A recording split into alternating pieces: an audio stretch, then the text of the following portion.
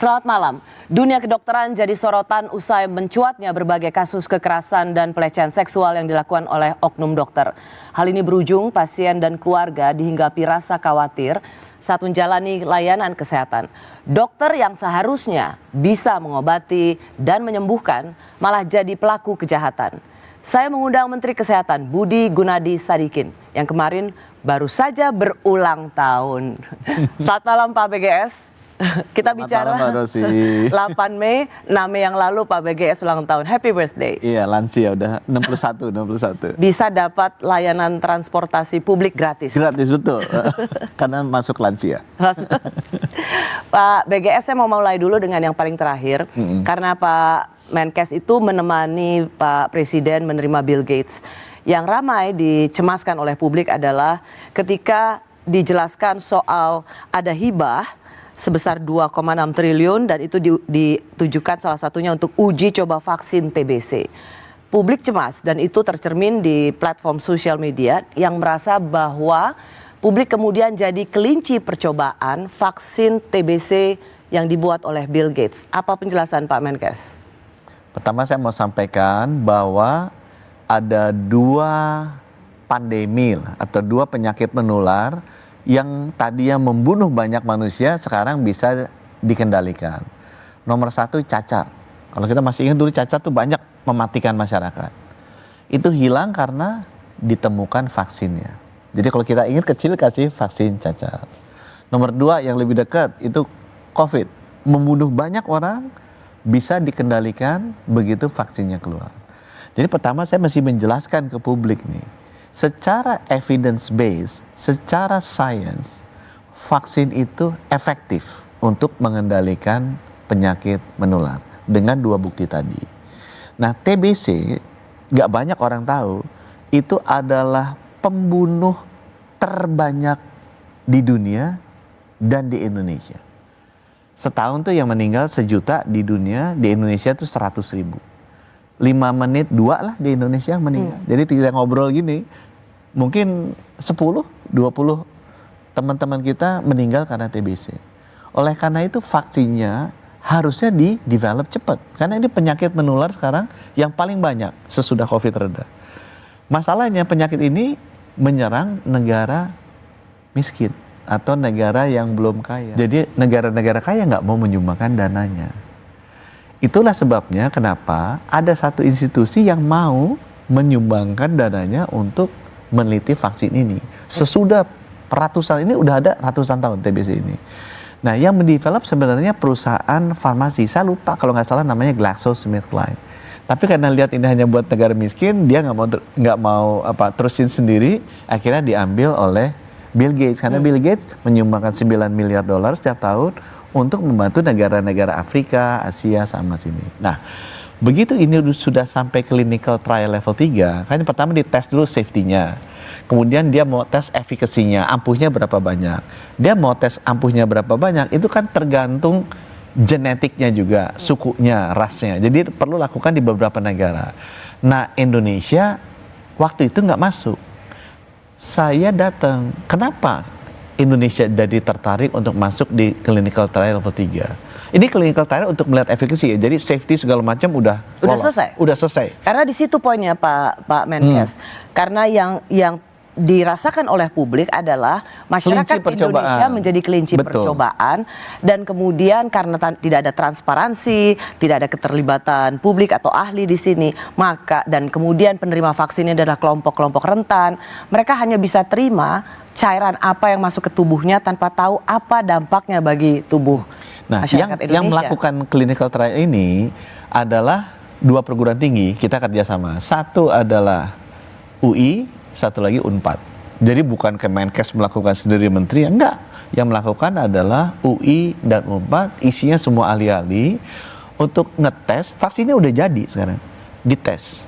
Apakah vaksin ini efektif khususnya untuk race Indonesia? Karena saya bisa cerita nanti kalau sempat, ada vaksin namanya vaksin malaria udah jadi, ternyata cocoknya untuk race Afrika, untuk race Indonesia nggak cocok. Nah, ya tapi mengetahui cocok atau tidaknya, apakah itu diuji cobakan oleh di tubuh manusia Indonesia, masyarakat Indonesia? Ini diuji coba, saya pakainya nggak pakai istilah uji coba, karena sebenarnya clinical trial level 3. Itu yang dilakukan di Indonesia sekarang. Disuntikan ke masyarakat, dikasih tahu masyarakatnya, apa untungnya bagi mereka.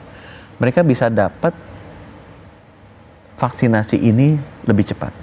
Jadi mereka pasti kalau ini efektif dan sudah terbukti safety ya, dia akan terlindungi. Yang nomor 2, semua ahli-ahli di Indonesia, utamanya di UI dan UNPAD, itu jadi paham mengenai penyakit ini dan vaksinnya lebih dulu dibandingkan negara lain. Nomor 3, kita mempersiapkan Bio Farma karena kita jadi site clinical trial. Kalau nanti ini sukses, Bio Farma bisa bikin dan puluhan juta sampai ratusan juta vaksin kita bisa develop di Bio Farma.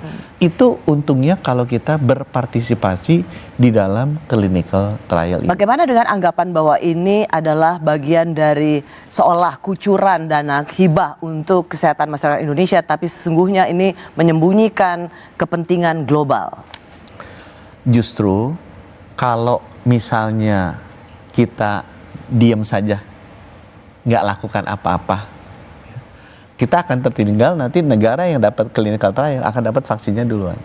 Dan at the end of the day, masyarakat kita yang mati 100.000 setiap tahun akan menjadi prioritas berikutnya dibandingkan negara lain yang bisa mendapatkan akses vaksin ini karena mereka berpartisipasi duluan. Itu kejadian di banyak clinical trial vaksin lainnya. Nah itu yang kita nggak mau kan, kita ngalami waktu COVID kan. Ya kita lumayan baik, tapi kan kita bukan yang pertama terlindungi. Jadi Anda ingin membantah bahwa uji coba vaksin TBC yang diberikan oleh Bill Gates berupa dana hibah ke Indonesia itu bukan semacam uji coba ajang kelinci percobaan bagi masyarakat Indonesia. Saya kasih contoh lain yang mungkin bisa lebih menjelaskan ya. Clinical trial itu banyak dilakukan. Yang paling sering sebenarnya bukan vaksin. Paling sering adalah clinical trial untuk treatment cancer. Banyak tuh. Sudah safety-nya udah jadi, mau dilihat efekasinya. Orang yang udah cancer terminal, dia tahu kan dia bakal meninggal. Kan? Nah, kalau ada akses ke clinical trial, kita berpartisipasi, itu orangnya bisa dapat gratis. Apakah ini akan 100% sukses apa enggak? Tidak menjamin 100%, tapi tidak akan harmful buat dia. Karena kan udah selesai di clinical trial level 1 tuh. Harmful tidak harmfulnya udah selesai di level 1. Jadi tidak ada downside risk-nya. Dia bisa hanya apakah bisa menyembuhkan atau tidak. Itu upside risk. Jadi kalau dia ternyata memang ampuh, dia selamat dan hidup. Nah, di seluruh dunia orang-orang ini mengejar yang namanya clinical trial ini. Ya, dia mengejar clinical trial ini supaya bisa berpartisipasi. Nah, itu yang sebenarnya saya ingin sarankan, harusnya teman-teman kita melihat ini sebagai salah satu contoh.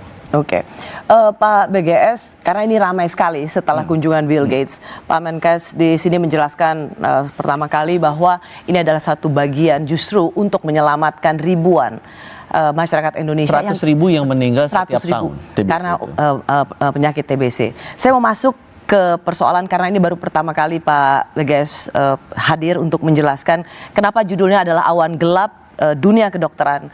Karena dalam 2 bulan terakhir ini kita mendengar satu perbuatan tindakan yang dilakukan oleh dokter. Saya mulai dulu soal tersangka Priguna Anugrah, seorang residen anestesi dari program pendidikan dokter spesialis Fakultas Kedokteran UNPAD. Dia memiliki akses obat bius, ya dokter spesialis anestesi pasti. Tapi kemudian dia memperkosa pasiennya dan keluarga korbannya. Pak Menkes, Anda selalu mengatakan ingin mentransformasi pelayanan kesehatan. Apanya yang mau transformasi kalau kelakuan dokter bisa, maaf, sebiadab ini? Saya pertama ya masih lihat judulnya kan kaget juga ya. Tadi saya lihat, judulnya seperti ini. Tapi setelah saya pikir lagi, Mbak Rosi itu kalau taruh judul kan pasti mikirnya panjang gitu. Dan saya sebagai seorang manusia lihat, kalau kita malam pasti ada paginya kan. Setiap gelap pasti ada terangnya. Kita masuk terowongan gelap pasti keluarnya terang. Jadi kalau saya ngelihat Ibu Kartini aja nulis buku habis gelap terbitlah terang. Jadi saya nggak melihat bahwa gelap ini sesuatu yang harus kita takuti dan kemudian mengerikan. Sorry Pak Menkes, takut. Setuju. Dokter spesialis pemegang obat bius menyuntikkan obat bius ke pasien dan kemudian memperkosa anggota keluarganya juga diperkosa, itu awan gelap. Setuju, itu setuju. Maksudnya kalau kelakuan dokter spesialis seperti ini. Maksudnya saya adalah kita tidak bisa kemudian terus berhenti di malam hari atau di dalam terowongan. Kita harus maju merubah diri kita supaya kita masuk ke alam yang lebih terang. Nah, saya ingin sampaikan begini. Kejadian itu sangat menyedihkan buat saya sebagai Menteri Kesehatan. Dan saya sangat berempati kepada keluarganya. Ini banyak kejadian-kejadian yang kadang-kadang kita bicara ke topiknya, tapi kita melupakan bahwa dampak ke orang yang terkenanya itu luar biasa. Nah, itu yang saya bilang, oknum-oknum seperti ini kita harus beresin. Kalau kita lihat satu, mungkin kejadiannya ada lebih dari ini. Apa yang kita beresin? Dari ini? Ini karena Saya ada pengakuan. Lebih dari ini. Ya, saya mau mengulang kembali apa yang dikatakan oleh Pak Menkes dalam rapat kerja bersama Komisi 9 kemarin 29 April. Ini mau saya sampaikan. Jadi selama ini kita melepas. Salahnya Kemenkes, kita melepas karena kita merasa itu di luarnya kita. Kalau kita pegang itu juga sensitif. Kalau Pak Menkes atau Kementerian Kesehatan sudah tahu ada perilaku semacam ini, mengapa tidak dari sejak awal kelakuan-kelakuan dokter seperti ini dihentikan? Pecat mereka sebagai dokter spesialis. Kita akan lakukan itu ke depan. Ke belakang yang menarik supaya ini fair juga untuk banyak dokter-dokter yang lain ya. Saya lihat dokter yang melakukan hal seperti ini ada. Apakah lebih dari satu? Saya yakin lebih dari satu karena laporan yang kita dengar itu ada beberapa. Tetapi ada juga lebih banyak dokter-dokter lain yang baik karakternya, bekerja dengan baik, sekarang mereka juga jadi terkena dampaknya seperti ini dan kena stigma. Nah, itu yang saya merasa kita harus fair dan adil ke mereka, bilang yang salah makanya harus kita hukum dengan tegas. Supaya jangan sampai yang salah dan yang baik itu dianggap menjadi satu bentuk, kemudian publik bilang semuanya kayak begitu. Itu sebabnya saya menghimbau juga ke dalam. Jangan kita biarkan.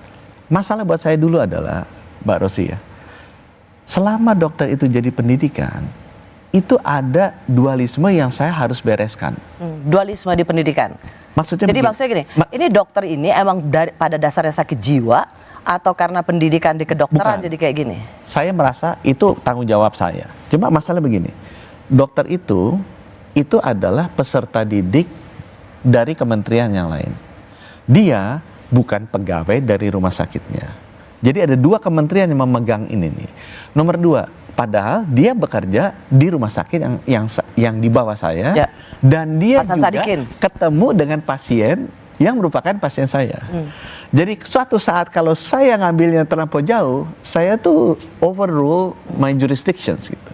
Dan saya pernah melakukan itu, dan saya diberitahu bahwa itu bukan jurisdiksi saya. Jadi saya revert back.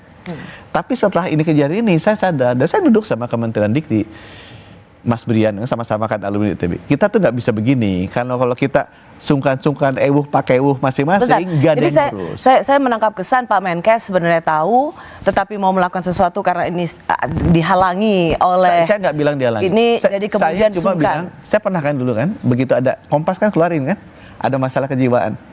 Ya. Saya mau survei, saya sempat ditegur. Pak, itu Bapak mau survei kejiwaan, itu bukan orang Bapak. Apa haknya Bapak survei dia? Saya dapat formal komplain. Nah, saya bilang, oke. Kalau bukannya orang Bapak, berarti orang yang dimaksud dia apa? Adalah peserta didik dari FK, bukan orangnya dari fakultas kedokteran. Jadi kalau saya melakukan sesuatu ke mereka, itu intervensi dari, saya terlalu mengintervensi ranahnya orang lain.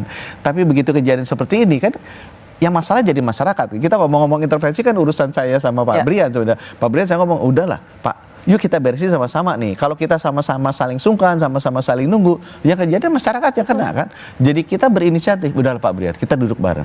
Itu sebabnya kemudian kita masuk bareng, dan yang bersangkutan kemudian kita cabut izinnya dan nggak boleh praktek lagi. Kami kembali sesaat lagi.